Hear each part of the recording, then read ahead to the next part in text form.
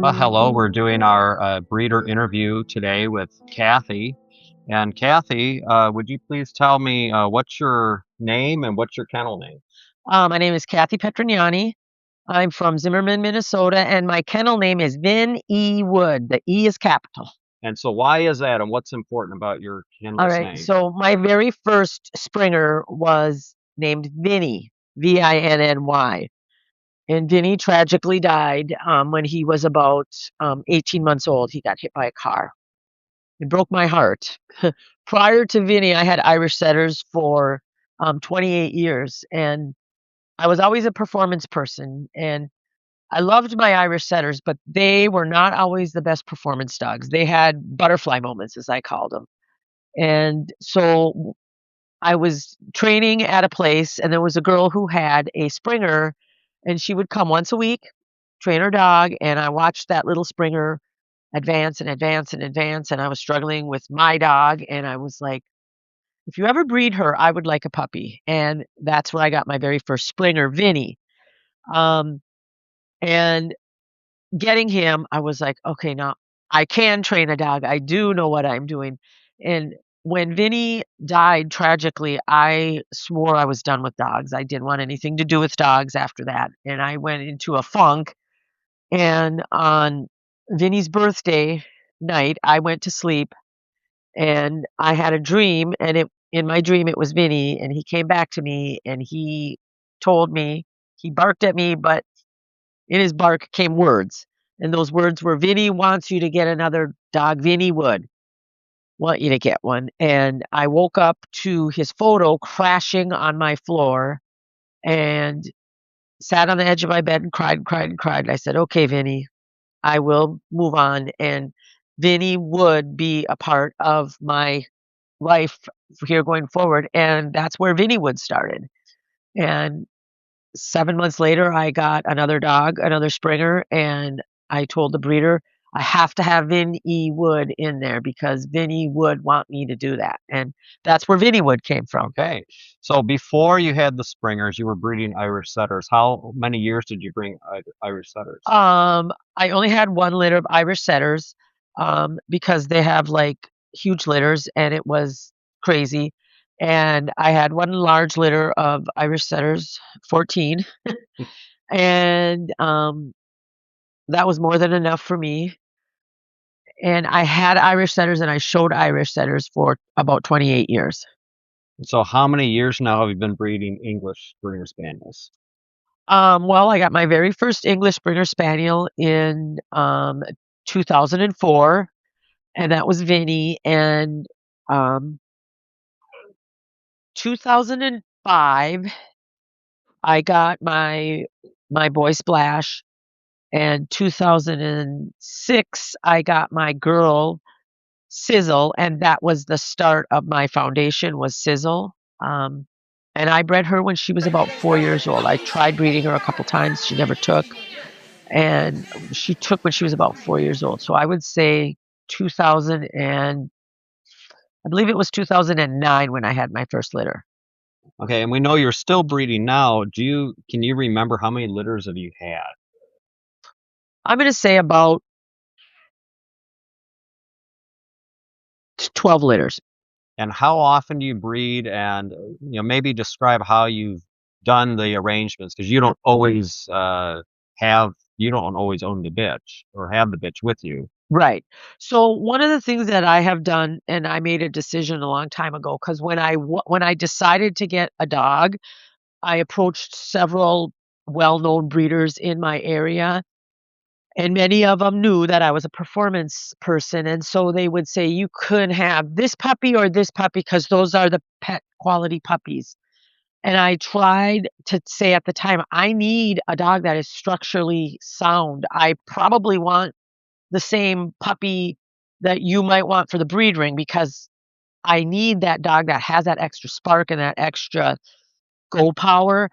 And I could not find any of the local breeders or any of the breeders that I reached out to that were willing to let me get what I considered a quality puppy. Um, they would sell me their pet quality puppies. So I knew that when I started to breed, I was gonna give anybody who was gonna do competition things with the dog a shot at a good quality puppy. And so I just made it my goal that if somebody came to me and said, "I really want a nice dog that I can do agility with and obedience with and maybe hunt with," I would give them a quality dog. You can't when you breed, you cannot keep all of the puppies, so I made the decision that I would give, and I've done this several times, give a puppy to somebody that I trust, and they get the bitch for free. I get her back for 1 litter. And, I've been successful doing that. I've had some, bumps in the road. I've had people that they took the bitch and they didn't, they wanted to do what they wanted to do, and you just have to bounce with that and take your hits when that happens. Um, I've had people that I thought I could trust with a puppy, and they called me and said, "She's she's bred by a different breed." So I just said, "Well, we'll whelp the litter and then we'll get a litter out of her that's a registerable litter." I've had people that I gave bitches to, and then they decided they wanted to go a different route and never got puppies back from there, but that's a chance you take.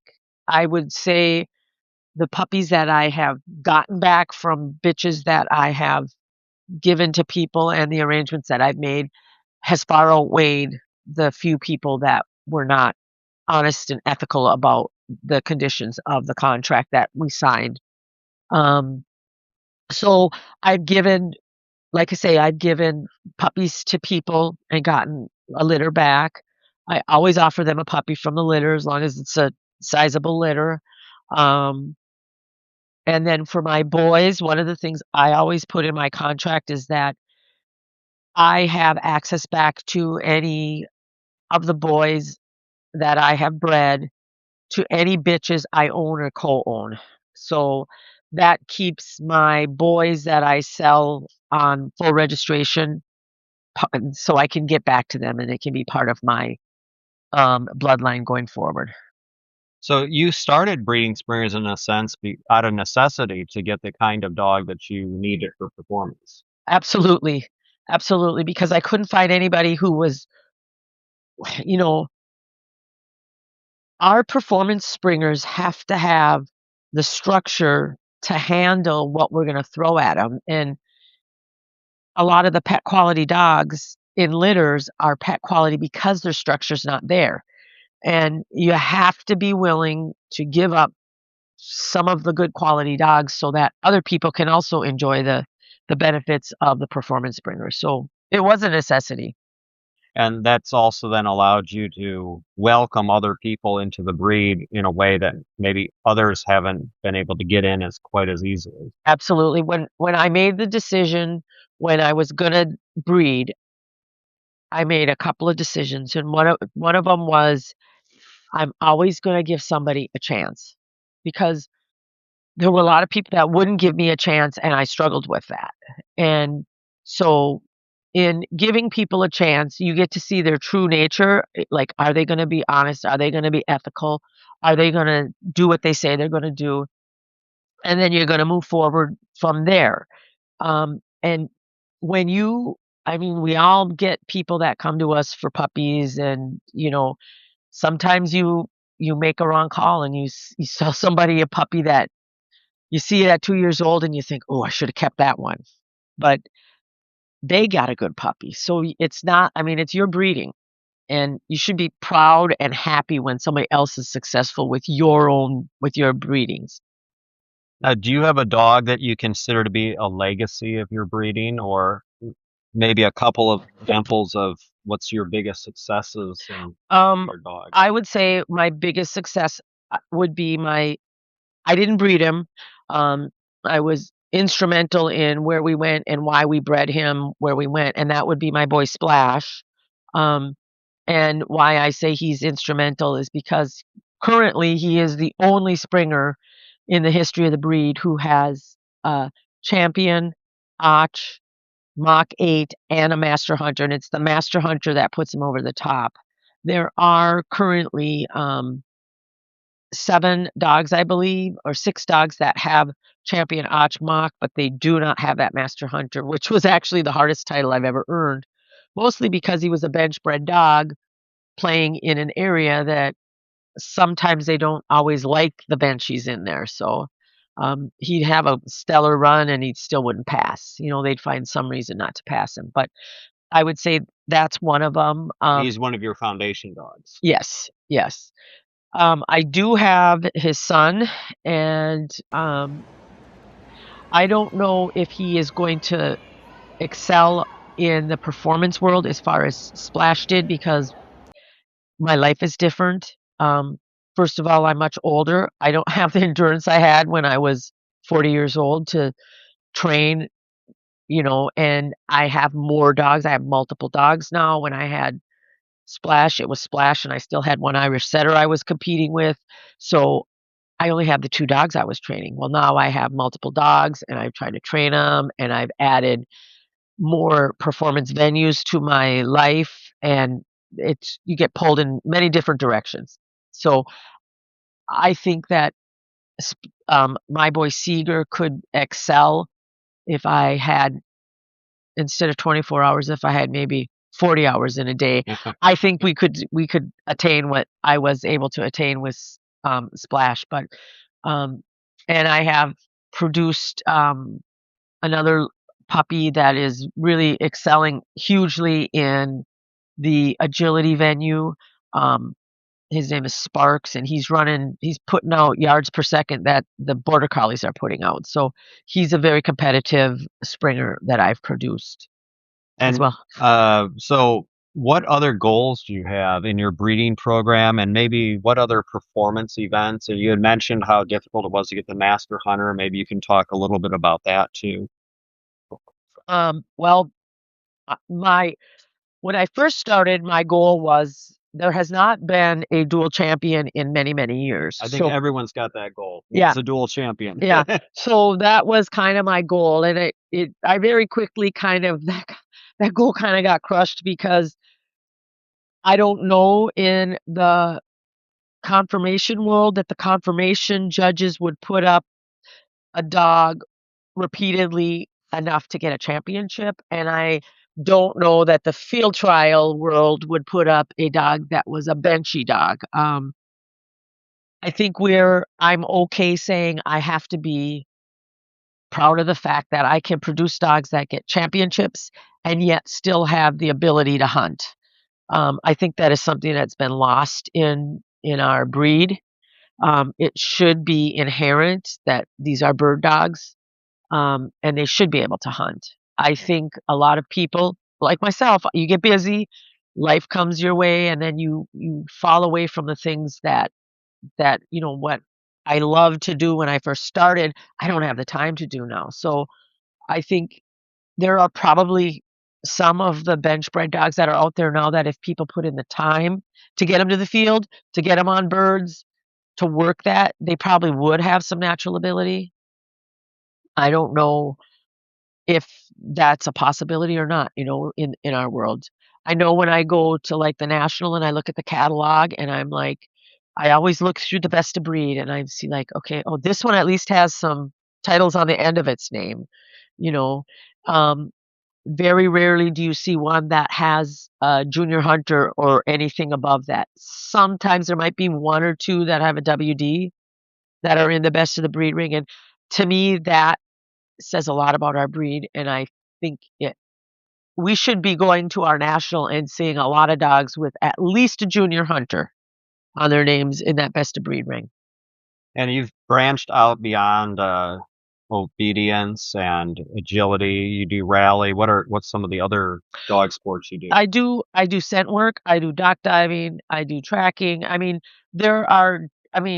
produce pretty much dogs that pretty much go almost anywhere and can do anything and do it at a very A high level. exuberant level, shall we say.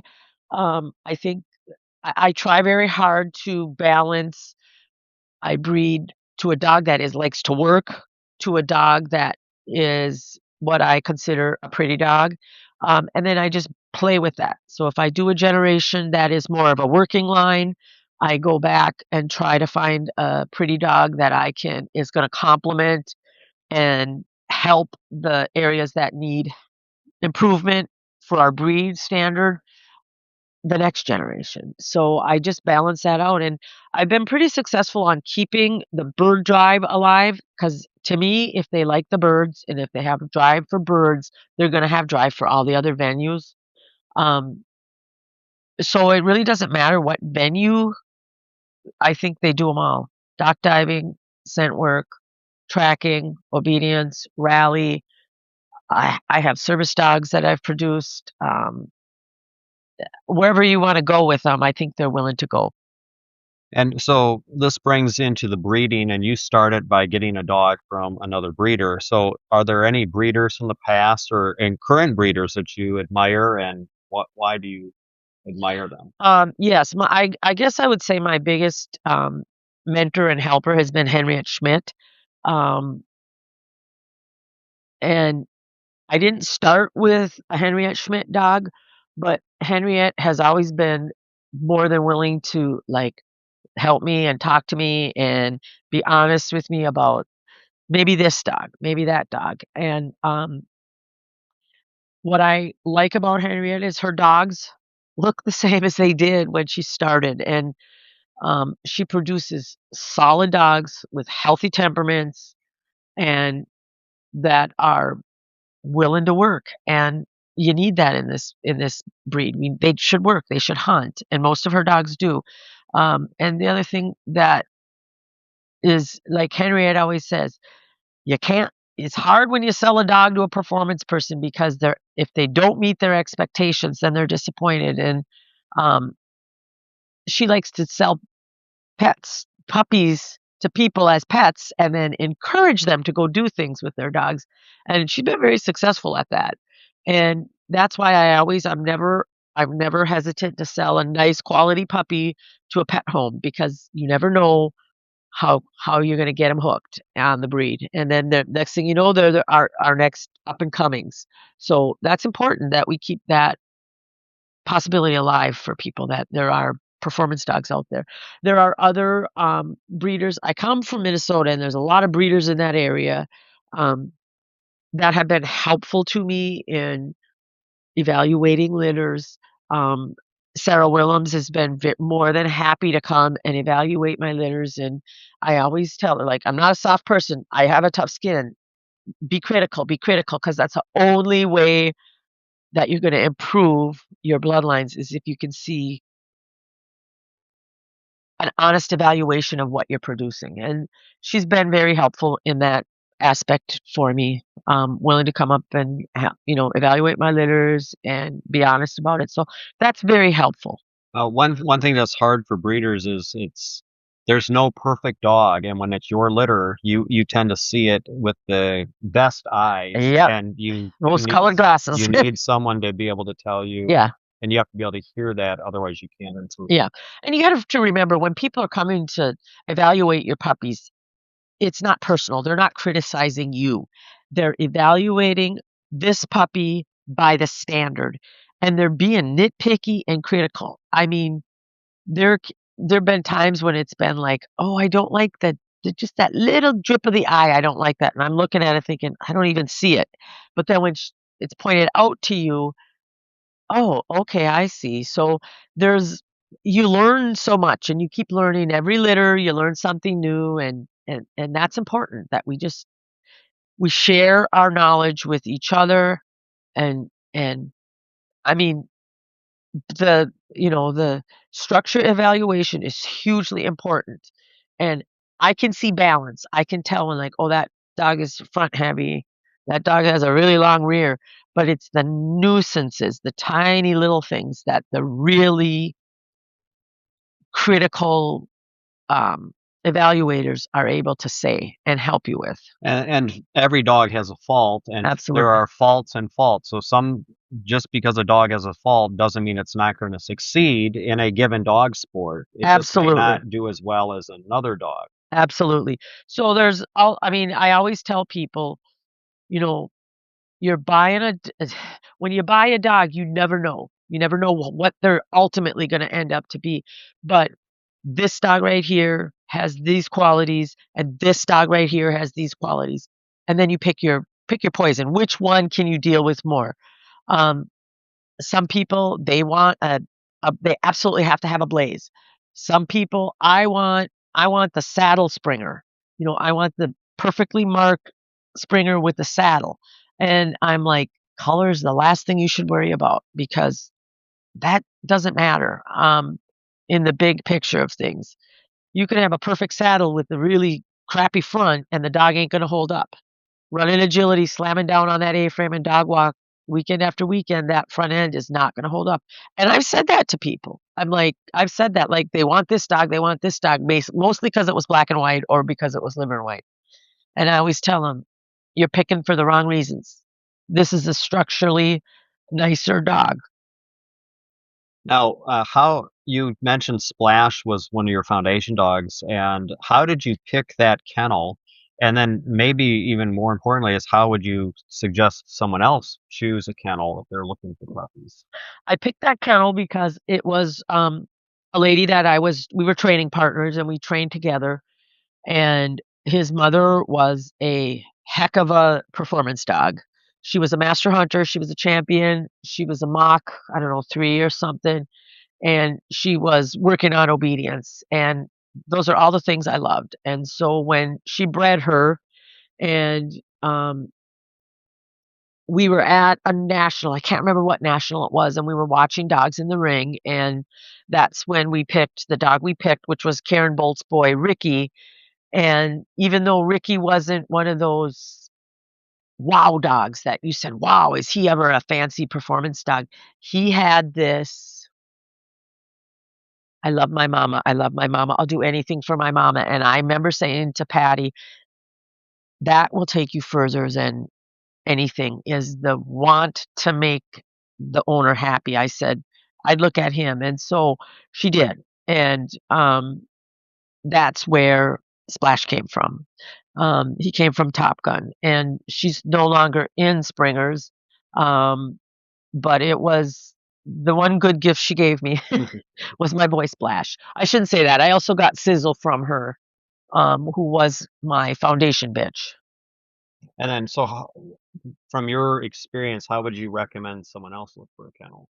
Oh, so my suggestion is always to people, and I tell people that when they call me and say, "Hey, I'm looking for a Springer," ask a few questions and then find out, like, if someone calls me and says, "I'm looking for a dog that I can show in confirmation," and I always say, "Well, do you want to do other things with it?" "No, I just want to do confirmation."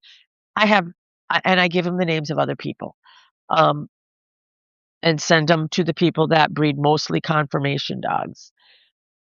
Look at the people, go to the shows and watch, see how the dogs behave, see how the dogs interact with the owners, watch the dogs, watch the people.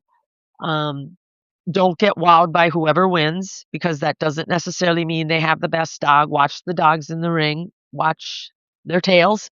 If a dog's tail is down, the dog's not working happily. And I want my dogs to work happily. I want them to enjoy the time they get to spend with me. Um, and then just go talk to them. Um, and don't do it when they're getting ready to go in the ring. Don't do it right after they come out of the ring. Give them a few minutes. Let them, you know, decompose, and then approach them and say, I watched you run. I know maybe you didn't qualify, but your dog was so happy out there." That means more to a lot of people than at least it means more to me than it to a lot of people. So I would say, go watch, listen to what other people say, talk to other people. If you see somebody walking a Springer down the road, pull over and ask them, "Can I pet your dog? Where'd you get him?" You know, ask, talk to people. So when did you know you were ready to breed Springer Spaniels? Well, I'll tell you what, I needed another dog. I needed a puppy. And so um, I tried to breed her 2 times, and both times it didn't take. And we did the progesterone, we did what we were supposed to do, and she just never took. And so I was lucky enough to find somebody who would let the stud dog come to me this time, because I think the 2 times I sent her, um, she never took, and I think it was too stressful because she was living in a kennel situation at the time, and at my house, she lived in the house, and so I was lucky enough to find somebody who would let the stud dog come to me, and that time she took. Um, it took about 2 years longer than I wanted, but it worked out in the long run, and then I kept a female from that litter and, moved forward from there.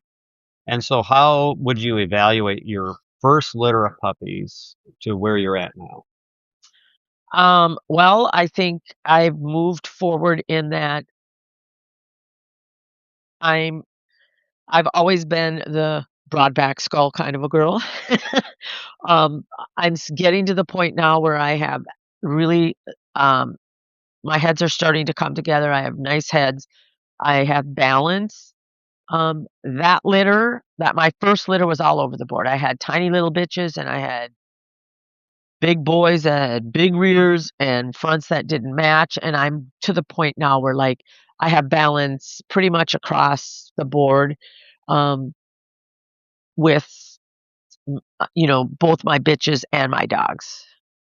And that's kind of where you want to be. You need the balance. The dogs have to be balanced. Yeah, didn't you tell me that someone was saying to you that you've come a long ways and that you're Yes, I breeder? was someone said to me just a couple days ago, like, she looked at a picture of a dog and she said, "Well, who's that? Who's that dog? Who's that dog? Where'd he come from?" And I said, "Oh, that's my boy, one of the boys I produced." And she looked at me and said, "Wow, your heads are really you've come a long way, Kathy, in the last 10 years, you know." So that and she's a person that I really respect. So I appreciated that. And did you keep a puppy from that first litter, and was it part of your foundation at Yes, Deadwood? I kept a female from that, and her name was Novel, and we called her Once Upon a Time Novel, and Novel had 3 litters for me, and from there came, just the line moved down. So she was instrumental in where I went and what I did with my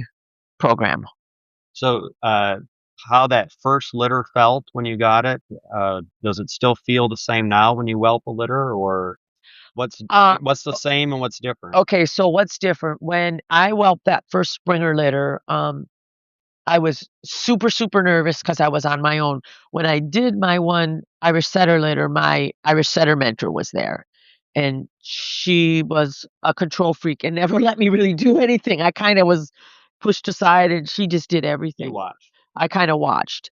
And with that first litter, I was so nervous and didn't know really truly, I mean, I'd watched, but I'd never done it on my own. So, um and now it's like I could tell the day before. I can tell the morning of, like, I'm not planning So anything. you're comfortable with the process now. Yes, now it's easy. I can tell, like, my last litter, I was supposed to go to a 2-hour agility lesson, and I looked at my female in the morning, and I'm like, "We're having puppies today." And do you still get that sense of satisfaction? I absolutely love it. This last litter that I had a lady wanted to participate and see, and she was so nervous, and I'm like, "Chill out, it's okay, it'll all be alright," but she was just a nervous wreck, and, she's like, "How can you be so calm when you know what's coming?" And I'm like, "I've done this a lot," and like anything, the more you do it, the easier it becomes. So, you're best known for? If someone says Vinnie Wood Kennel, what do you think people first think of? Performance dogs. Performance dogs. Bottom line, performance dogs. You want a dog that can do it all, you go see Kathy, and that's pretty much what people say. I have people call me from all over the country. "Your name came up, I asked them where to get my Springer," it's a small world, really and truly. The dogdom world is a small world. And so since you focus on performance, what's your experience with the confirmation world? Um, I do it because I have to. Um, I hate the fluff and the buff and the primp your dog for 2 hours to go in the ring for 2 minutes. I do it. I've shown my own dogs. I do not enjoy it. I that is where I get extremely nervous. In the conformation ring, I am a nervous wreck. I'm sweating bullets. I'm pitting out. I'm nervous because I'm not comfortable in that venue. Um, put me in the obedience ring and I just go in. Put me in the agility ring and I don't feel the nerves that I feel when I go in the breed ring. I do conformation. I want nice dogs. I want pretty dogs. I want the conformationally correct dogs, but I don't want to have to do it.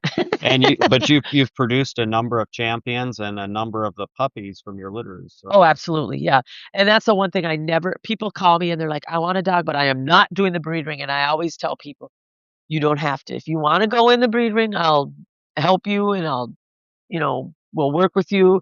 You don't have to do that." And that being said, I have people that have never done confirmation that go in and finish them on their own, you know, without, a handler and without, their owner handled and they're finished and fairly easily. So, canine health, they've made improvements over the years. What are some differences in dog care and veterinary care from when you began breeding till now? Well, I think the genetic testing is much better. My very first litter, we did not have the eye. A PRA? A PRA was not around.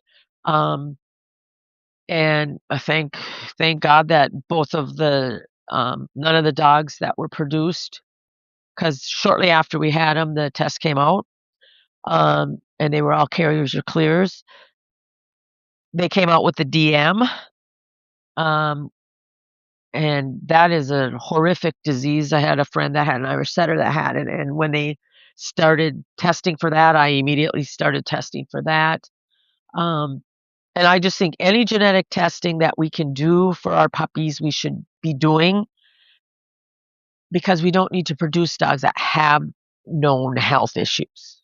So I think it's fair to say part of your breeding program is to try to prevent the dogs from developing diseases. Yes. Yes. Yep. And I know like a lot of people say that, when you breed a, a PRA carrier to carrier, none of them are blind. But with our studies that they're doing now, they're seeing that we don't see the changes in their eyes from the affected dogs, but they are losing their sight and they are affected in some ways. I know with some of the field dogs, what you notice is they lose their peripheral vision, even though they seem to be able to see fine otherwise. Yeah. Yeah. So you've talked about how do you decide a breed pairing? You're focused on performance, but you also have dogs that compete in conformation and they get champions there. So how do you decide on a pairing with a dog? So how I do it is I look at my female and I want to see like what areas do I want to improve structurally on this female. And you cannot fix everything all at once. So you have to pick what area do you want to fix needs the most fixing, I guess. So fronts are really hard to fix. And so if you get a good front, you darn well better hold on to it and keep a good front. Um, and so I would never compromise the structure of a front for a head, say. So I think you have to pick and choose each individual, like what needs fixing on this bitch? If I could improve one thing, what would it be? And then you try to find a stud dog that's going to complement that. Um, at the same time, I also want to try to make sure that there's some drive and there's some workability and there's some willingness to cooperate with humans in either Mhm. either the female or the male. I also think that because I'm breeding performance dogs, I do have people that say, "We should breed this one to that one." And I always say why. And most of the times they're like, "Because look at how much drive she has and look at how much drive he has." And I always say, "And who's going to live with that?" Because we do have dogs that can be wound tight, and you have to breed for the average pet owner and you have to breed for dogs that are livable. And so my saying is always this: where you have fire, you're gonna have ashes. So when you have a dog that is super drivey and super pushy and super willing to go and do stuff, that dog also has to have an off switch. And yes, they may have an off switch, but when there's all of that fire, you get ashes. And you breed fire to fire, and you're gonna end up with a Springer that's like a Border Collie that's always wanting to work and pushy, pushy, pushy, and not everybody can live with that. So you have to balance structure with drive, and like I've already said, I've been pretty successful going with like a working line to a working line, and then I go back to try to find a more handsome boy or purchase a handsome girl. It just depends on what you need to bring into your program. So what are your primary objectives when you breed a litter? Structure, temperament, biddability. I need the structure. They have to have the temperament, and I would say those two are on the same playing field. I don't care if I have the best structure in the world. If I have a crappy temperament, it does me no good. It does nobody any good if you have crappy temperament and perfect structure. I always say you have to be able to let a kid walk up to your dog and say, "Hi, puppy," and not get bit. And if you can't do that, we need to improve something in that line. So have you noticed the difference in Springer temperament since you began breeding till now? Uh, yeah, I think I have. I think we've gotten much better at, back in the day, there was, people always said, "Oh, they got Springer rage." I don't In the years that I've been involved in this, I saw it once. I was at a friend's house who was a groomer, and, um, I was j helping her do the back feet of a Springer, and she was at the front, and all of a sudden she said, back away," and I remember looking up at her, and she said, "Back away right now," and the next thing I knew, the dog was going crazy on the table, and she said, "I watched his eyes just go crazy," and that was the first time I ever saw. That was probably I still had Irish setters at the time. I'm gonna say 30 years ago, and that scared the heck out of me because that dog for 15 minutes was just I was afraid it was gonna hang itself. And then she called the owner, and the owner came and got it, and that was a dog that truly had Springer rage. Um, I haven't seen that in a long time, a long, So long you'd time. say overall you think the temperament of Springers has been improved. Oh, absolutely. I think we're smart enough now to know that we have to breed for the average pet person. We can't be breeding for pretty, pretty, pretty, and all these big wow moments when livable Springers are better than the big winning Springers. And you've already said this, but temperament's one of your top priorities in Yes. breeding. Yeah. So do you think the Springer Spaniel is a difficult breed to breed successfully, and since you've bred other dogs before? You mean the physicality of breeding, or Yeah, I mean, what do you think is it difficult to become a successful breeder of Springers compared to o- maybe another breed? okay, I think it's difficult to be accepted as a um I don't want to say prominent, but as a breeder that maybe should be breeding. I think we have a very kind of a closed membership of who should be breeding Springers and who shouldn't. Um, I've had people that have looked at my litters and said, "Not bad for a performance litter," and I always I have to bite my tongue and say, "Well, they'll do more than just performance," you know? And so I think that oftentimes it's hard. A lot of the breeders that have been around a long time, they don't wanna let you in and they don't wanna help you. Um, and that makes it hard for new breeders or new people coming up, and I also think that a lot of the younger generation, they don't have the loyalty to, like, if somebody helps you, for me, then I'm loyal to that person, and and we can be mad at each other. You can say something that offends me and I can be upset about it, but my loyalty is still to you. And I mean, I know in my own little breeding program, I've seen some of the younger generation, like you give them a really nice dog and they trash you know, and that that's going to bite us in the butt down the road when we have everybody's out for themselves instead of like, this is a whole. This is our breeding. This is our love of our spaniels, and we need to hold together and help people when they need the help. And I don't always see that happening. So thinking back of what all the experience you've had and what you know now today, what might you have done different when you started breeding springers?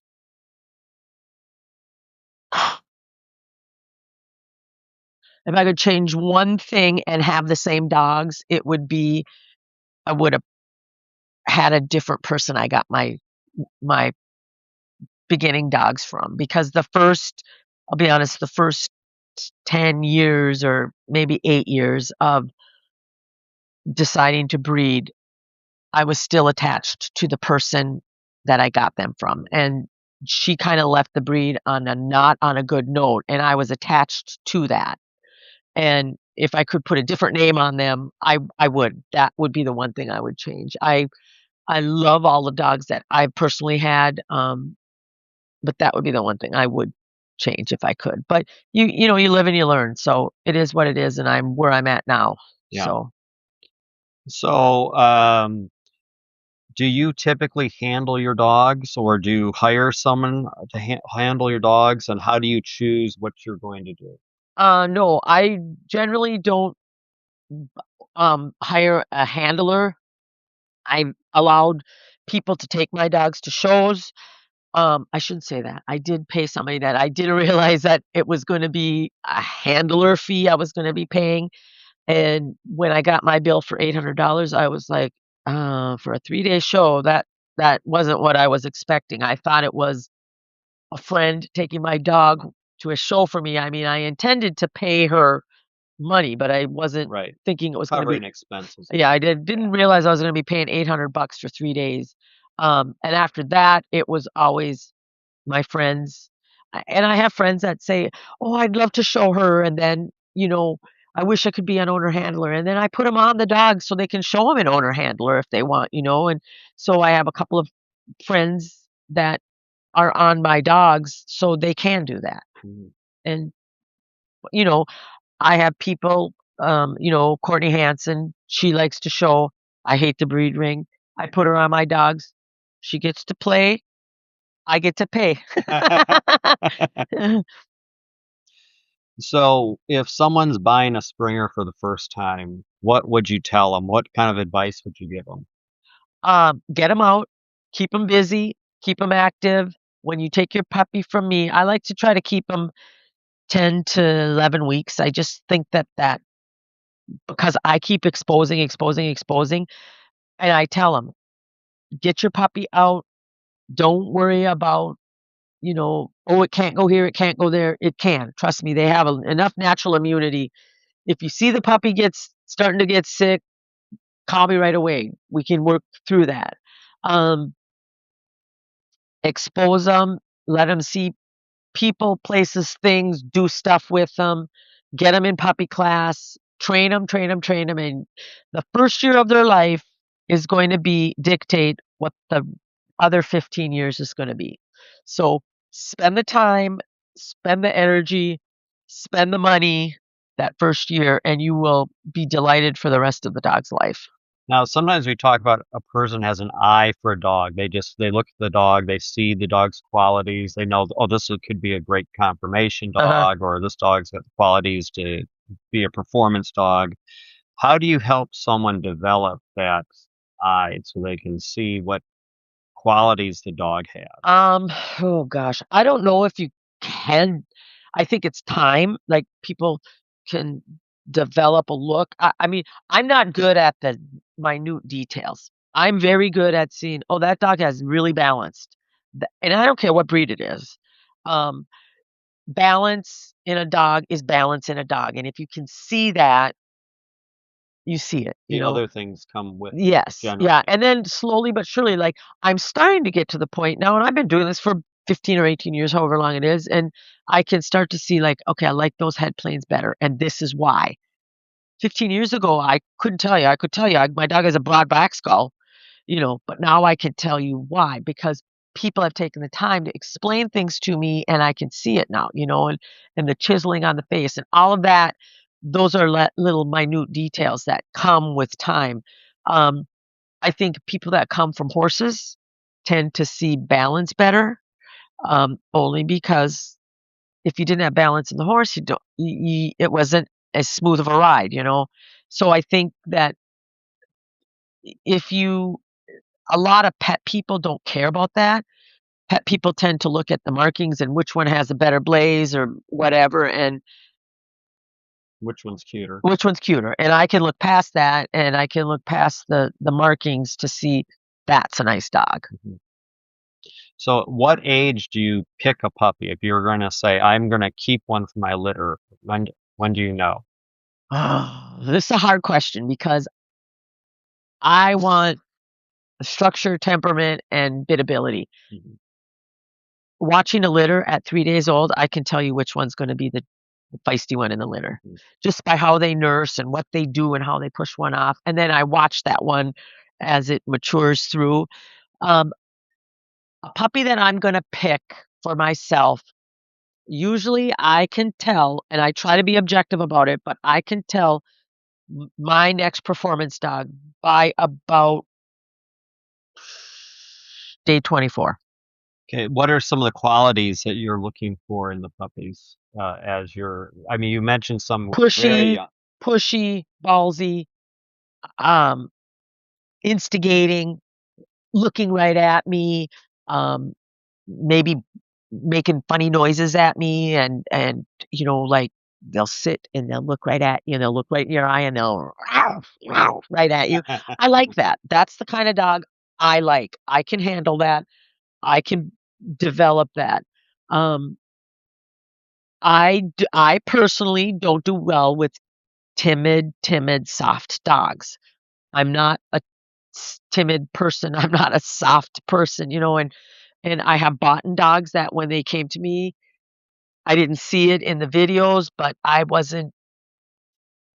think when you're a breeder and you're showing videos of your puppies, sometimes you don't get the whole picture. But when you sit with the litter and you watch the litter and you're spending hours watching and not involve yourself, just watching, you see more. And, you know, when you buy a female, and usually I buy females because I want to broaden my bloodlines, um, you don't always get the whole picture. Even if you go there and spend a couple of days there, you don't always get the whole picture. Um, and the one dog I did buy, she was super soft, and she she was soft in like you couldn't make her do stuff. And if you did make her do it, she would do it. But the minute she had a choice, she chose something else. She was like, "I'll do that because you're going to make me, but I don't want to." Yeah, so if you're looking at someone else's litter and you're evaluating it from, what are some of the traits that you notice or you look for in the puppies? That's going to depend on what they're breeding for. I do a lot of temperament evaluations, and some of them are performance. I do Sheltie breeders, and I always ask her like, "Where's this one going?" Because she's very well known for breeding. Right now she's got the number one Sheltie in the country out there with a handler, and um, I always ask her, "Where's this one going?" And she'll say, "Oh, that one's going to a performance home that will do breed stuff with it as well." I'm like, This one needs a working home." So I think it just depends on what is the intent of the puppies. If there's other people that are breeding, performance springers, then you start to evaluate the nuisances, which one is pushing, which one will crawl over the barrier that you made, and which one figures out a way to go around it. And you just make little challenges and you watch the challenges and you see, and then you start to understand, okay, this one is going to be the plow horse. He's going to go out and go through the brush and no matter what and get the bird. This one's going to figure out a way. Oh, there's logs in the way. How am I going to get to the bird? And it starts to, after you've done it for a while and you see the puppy at 7 weeks old, and then you see the puppy at 3 years old. Oh my God, that he's just like he was as a puppy. And you see that.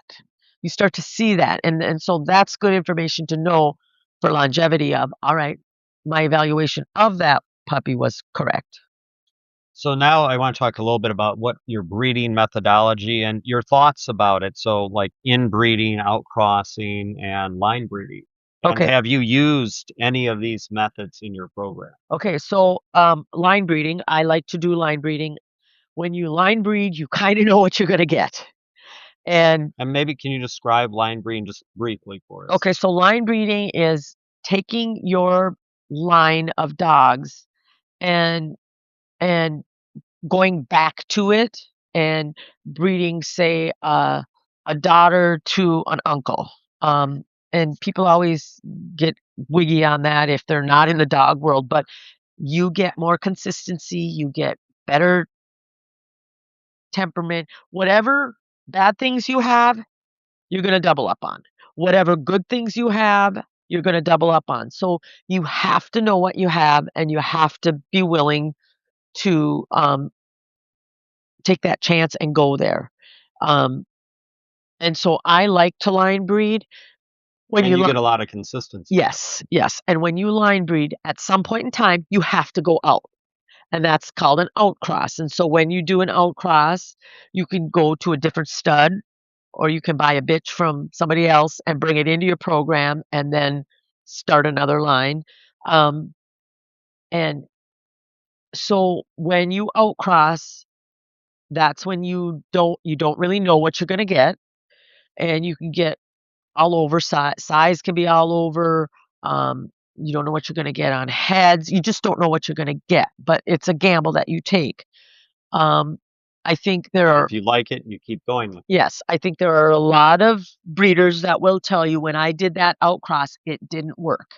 That is knowledge. It doesn't mean it's a bad thing to do. You have to outcross because you have to, or you're gonna put yourself in a corner where you got nowhere to go. So it's not a failure, and it doesn't mean that you didn't have good puppies. It's Yes. not what you're trying. It's not Yes. achieving the goal that you want. Yes. And so, I've talked to a lot of different breeders about it, and they'll tell you, like, nope, that didn't work. This is what happened, you know? And it's just knowledge. That's knowledge. So it's something you have to do.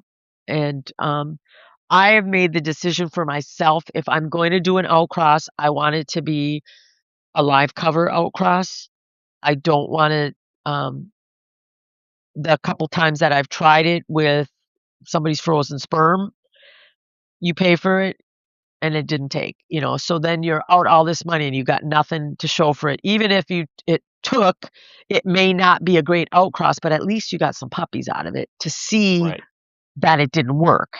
See, that sort of leads to the next question. How do you use frozen or chilled sperm, and what do you see the advantages and disadvantages are? Okay, so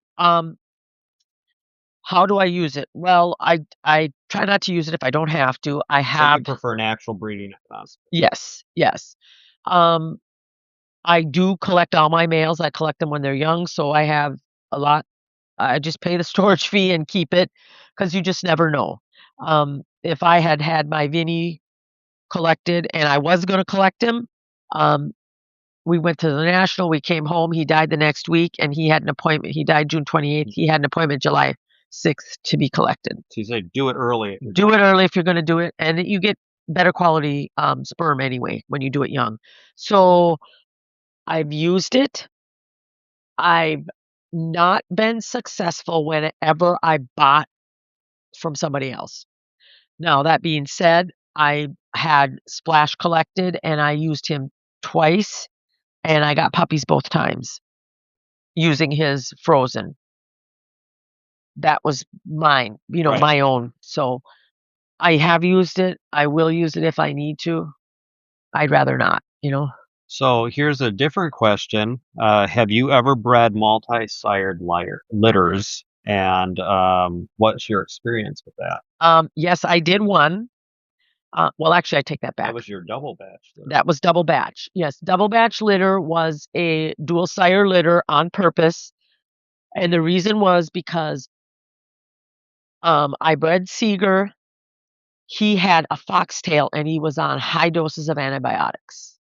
And I had bred him um, 2 times, and then I realized he's on antibiotics and that can sometimes affect their sperm. And it just so happened that his littermate brother was coming to town for an agility trial, and I said, "Hey, in case I need puppies, I gotta have puppies." I've had people waiting for a year and a half now for puppies. So we did. Um, Seeger did two breedings. Sparks did 2 breedings, and we got Seeger had 2 puppies, and Sparks had 3 puppies out of the litter. It's expensive because you have to DNA everybody, but it was worth it for me to ensure that I had puppies on the ground. I did have one other year. It was probably 10 years ago. My kid was home watching the dog. Well, he was home. I was at work, and I told the kids before I left, novels in season, don't put her out with anybody. And Diggs was just a young buck, a young boy. He was probably a year old. And when I came home, all of the dogs, including my little black bitch, was out in the yard. And I was like, what is going on? So I had to do DNA on all of those puppies as well because I had 2 intact males out there. So I didn't know who was the father. um, and it turned out it was Justice was the daddy. I think all of us have had an experience like that, and it's something we almost never talk about. Yeah, well, my words are shit happens. So, do you ever do repeat breedings? What's your opinion of them, and why might you repeat a breeding, or why might you not? Okay. Yes, I have done repeat breedings. Seeger is a repeat breeding.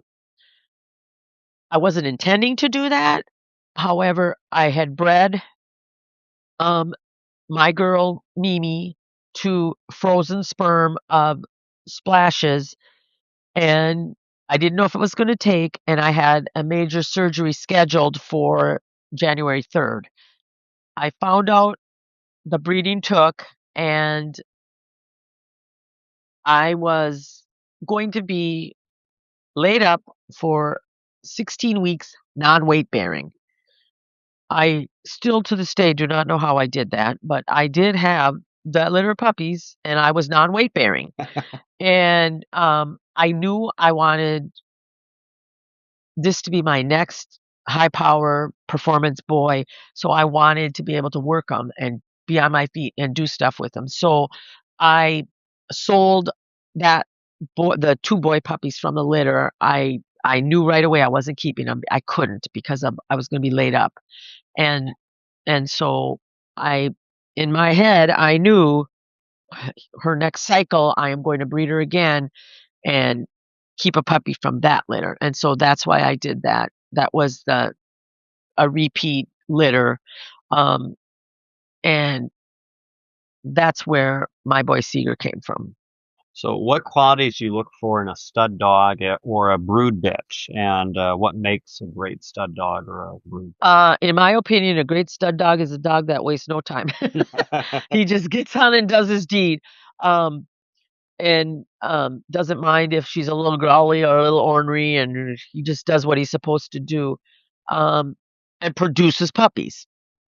They have to produce. Yeah, a good brood bitch, good mommy, makes lots of milk, and tends to her puppies well. And I did have one female that I bred her once, and she wasn't the greatest mother.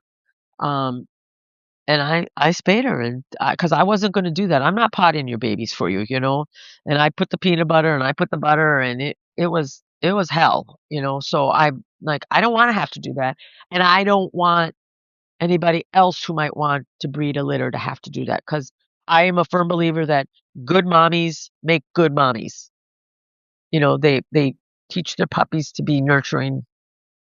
So as you're looking at your puppies and you're thinking down the road, I want to breed, what are the qualities you look for in some of these dogs to decide who's going to be your next stud or who's going to be your next bitch? Well, like I said earlier, I kind of pick them pretty early when I know I'm keeping one. Um, and even if I'm not personally keeping one, if I'm going to place it into a home that I want to move my breeding program forward with, the qualities I look for are, again, I'm a performance person first and foremost. So I want the pushy one, the ballsy one, the not afraid of anything. I don't want a noise sensitive puppy. If I have a noise sensitive puppy, I'm very careful to try to place that in a more quiet home where there's not a lot of ruckus going to happen. Maybe an older retired couple, um, or a single female or a single male. Um, Again, structure, temperament, biddability. That's what I look for. So how do you balance your experience or your intuition with the use of a pedigree? And how do you use pedigrees in your breeding program? I like to try to look at a pedigree and, well, like, see what's behind it, know what the health and the genetics behind a pedigree is. Um, it's hard to know because when you look at somebody's pedigree, on paper, it can look beautiful. And how is that gonna tie into your pedigree? And like I said, when you do an outcross, you never know how it's gonna work. Is it gonna improve what I've got, or is it going to be just a big mess? And you never know. I think you have to be wise in what you do and take the chance and jump in the pool and see what you get and then go from there. And sometimes you keep something from that, and sometimes you say, "Okay, I'm gonna just pet all of these out," and not that they're pets, but that they're gonna go to it's not gonna stay in my breeding program. And when I say pet them out, that's what I mean Hmm. for me. Like, it's not gonna stay in the Right. breeding program. Um, So how do you know when you found the next great one? I don't think you do. You're I always I looking. I think we always wanna say, "This is gonna be it." Um, and I think because part of that is I think in the breed ring, in the conformation ring, it's a little bit different because a lot of those folks say, "I have a backer for this one." Like, "I have someone that's gonna back this one." And then that because there's finances behind it and they have the advertising, they have all of that, it's easier, Mhm. you know? When you have for me, the next great one, what is the next great one? Is that gonna be a great agility dog, or is that gonna be a great obedience dog, or is that gonna be a great nose work dog? I think, like, I look at my current situation with my current dogs. I have a dog in my house right now that if I have the time and the money to invest in him in scent work, could be an elite scent work dog. Mhm. He has a phenomenal nose, like phenomenal. I just don't have the time. Um, and I live in Minnesota. In the summer, it's easy. In the winter, it's hard. Like, where are you gonna go and train? In the summer, I could go to school and put scents around the Right. school, or can't do that in the wintertime, and it makes it hard. I have a dog that I think if I can really focus, if I had a place to train him on a daily basis, could be very easily be a notch dog quickly. I don't have access to that, you know. And I think my little Mimi, if I could get her in classes, if I could train her every day, if I, in the wintertime, I can't because I have outdoor equipment. Um, I think every dog is different, and I think you just have to be. Any dog could be your next great dog, and that's what always want people to know.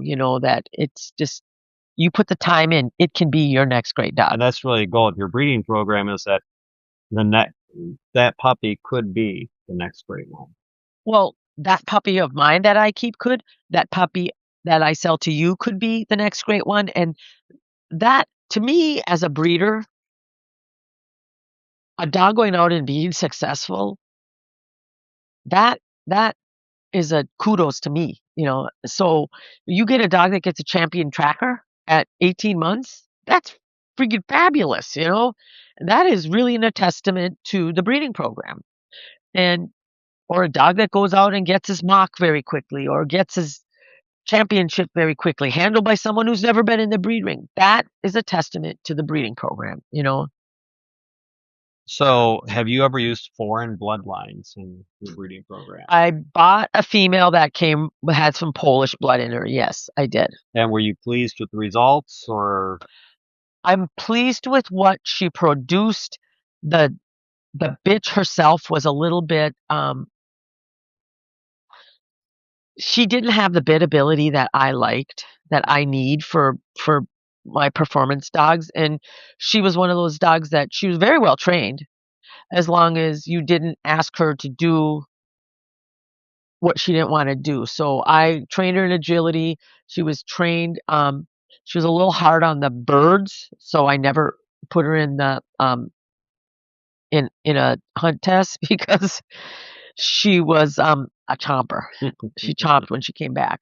Um, and she definitely did not like obedience. But I thought I could train her in agility, and she was just I mean, she's very well trained in agility. She did not like it. And her, you know, my friends have um, puppies, litter mates, and they were kind of the same school, like, could do it all as long as it was her idea. And um, when you have multiple dogs and you have dogs that want to do it and you don't have to fight about, yeah, I want to make this fun for you.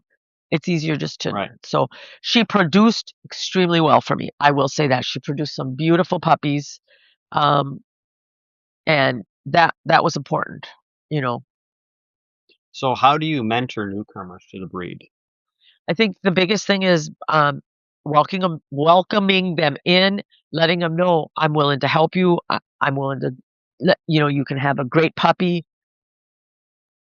Let Being open to whatever it is that they wanna do and helping them to feel accepted and welcomed into this culture, And you then, know? how do you mentor them if they have an interest in breeding? I think the biggest thing you can do is let them come in and let them see and let them participate and let them watch and share with them whatever knowledge you have.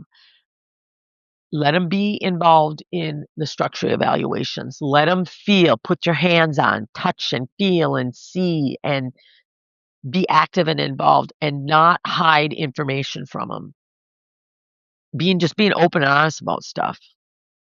I don't know if you've thought about this, but have you thought about having anyone continue your Vinnywood line when you're done breeding? Well, I had a couple of younger kids that were hoping would carry on the Vinnywood name or the Vinny and Vinnywood lineage because I don't plan on going anywhere in the next 20 years. I want to live to at least 80, maybe 85, 90, which is another 25 years. But you know, life happens, and I've had a couple of young kids that I, you know, started to school up and nurture up, and as soon as the things get rough with these younger kids, they're like, I'm out of here," you know, and they don't understand that basically shit happens, and when shit happens, you just have to deal with it, and how you deal with it is more important than that it happened. And so, right now I have nobody.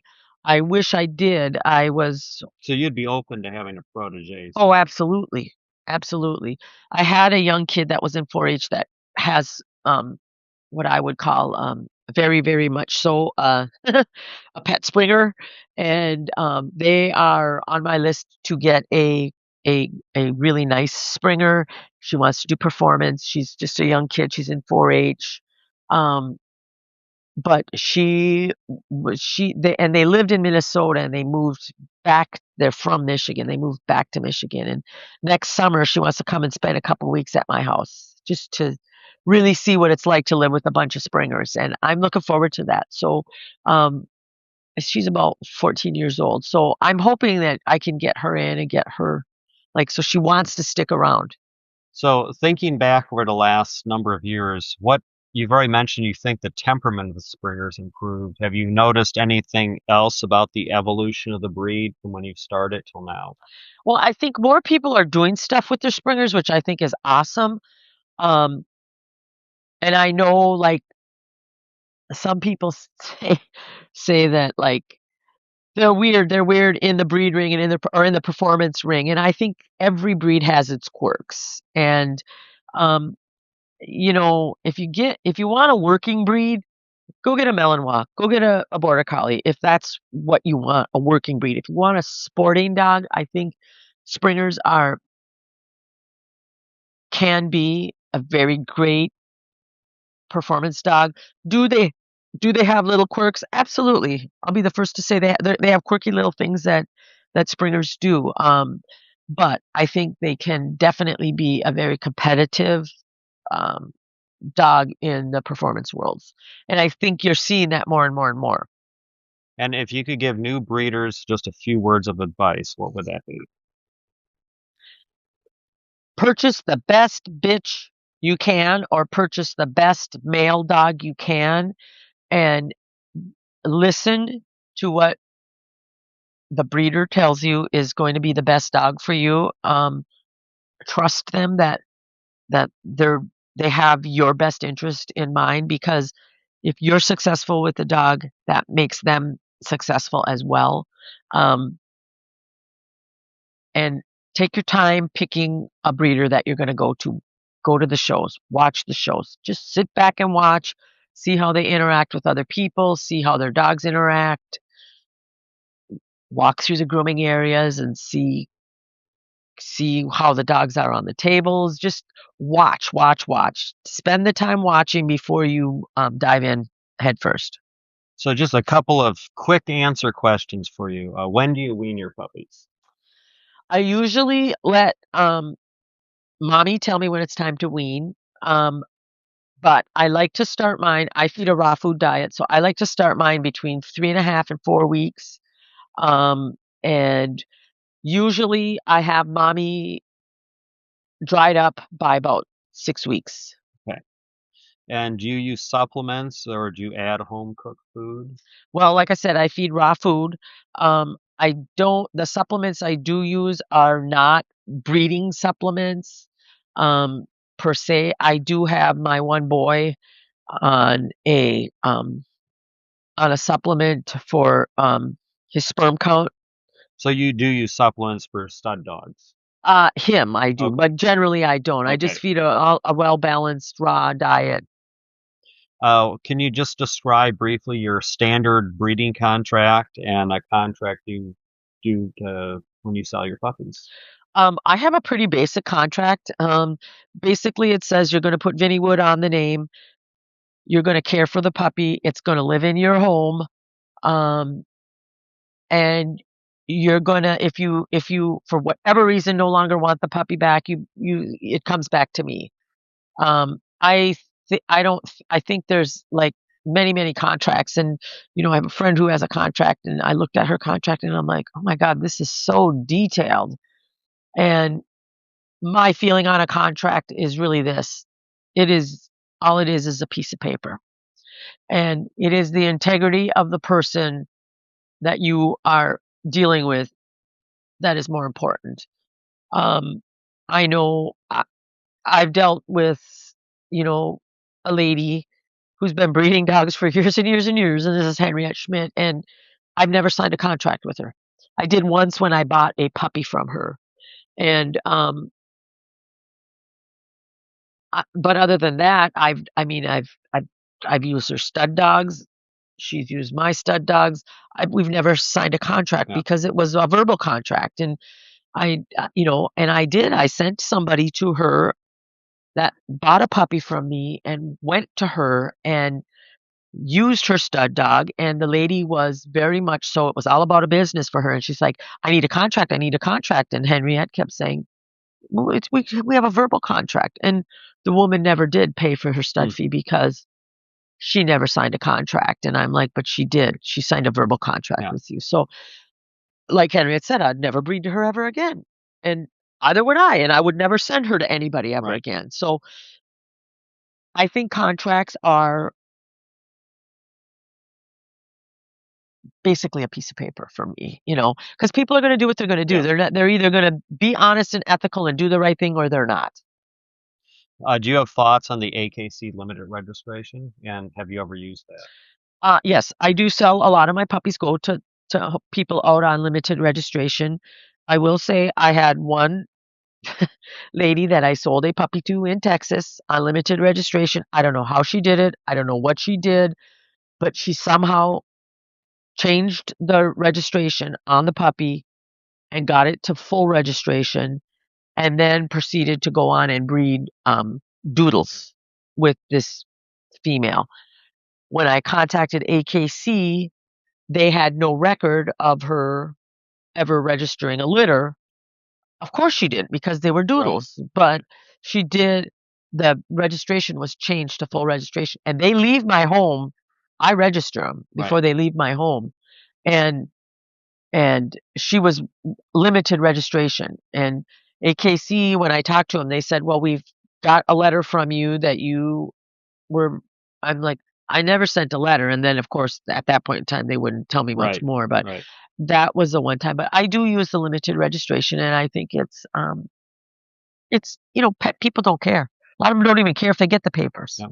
Do you use a puppy socialization program? Yeah, I like to use puppy culture. Hmm. I also use Avidog. I kind of combine the Yeah. two. I think we as breeders have a responsibility to do as much as we can for the short amount of time that we have the puppies, to expose, so that they are balanced and healthy and not wiggy, you know, So when do you start training a puppy, either for show or for performance? right away. I think everything we do with them is training them. And I'm not a big person of um have to go to class to train the dogs. What I call kitchen train. I doodle train. I do all kinds of training in the house, in the kitchen Right. while I'm getting dinner ready, and just mess with the babies. And everything you do with the puppies, especially when they're little, if I'm making dinner, I'm dropping pans on purpose. I'm scraping things across the floor. I'm making noise because I want to see which dog is sound sensitive. That's part of your socialization Yes, program. yes. So how do you get your dog, your Springer Spaniel, ready to go into a show? You train it. um, And what of the day of the show or the day before the show? What do you do? Oh, so my own personal thing is I show my dogs clean. I hate when people bring their dogs and I pet them and I'm like, "Ugh, they haven't washed them in 2 weeks." And you'll feel my dog, like, sometimes you come to my house and my dogs are dirty because I live on You're dirt. talking performance here. For a Yeah, show, for a yeah. confirmation show, you'd of course have them groomed. Yes, yeah. But so when I'm taking them into a competition, I'm like, "Oh, I gotta bathe my dogs. I gotta bathe my dogs." And people are like, some of my friends are like, "Why?" I'm like, because it's just, I don't want my dogs to be dirty when I'm showing them. So as an example, I texted my kid last night and I said, "Are you planning to show your dog this weekend?" And she's like, "Yeah." I said, "Then you have to bathe him, because the last time we showed, you didn't bathe him and he looked terrible." And that's a reflection on me as the breeder. So I told her, I said, "I'll groom him when I get home on Thursday, but he has to be clean." And I don't want him out there looking all crazy, hairy, stinky. Um, I I would, I like my dogs clean, and I like them fresh, and I like them happy. One of the things I do personally before a show, the day before, maybe 2 days before, I bathe them and I put them in their towels, and I truly believe that time in a crate for a dog makes for a better performance dog. So just like crate train's part of your puppy program too. Yes, crate training is part of my puppy program, but, like, the day before a show or a big trial, my dogs will be in their crates. My dogs will be resting. I want them fresh. I want them kinda wild when they come out of their crates. Because when you bring them to a show, even though they're in their crates and they're out for what? A utility run is 8 minutes at that. That is 8 minutes of stress, and 8 minutes at cortisol level in a stressful ring is extremely tiring on a dog. So I'm just a firm believer in you put them away and you let them rest. Well, Kathy, I want to thank you for taking time today to answer our questions, and we're really glad that you shared your knowledge and your experience with us, and wish you the best of luck in the future. Thank you.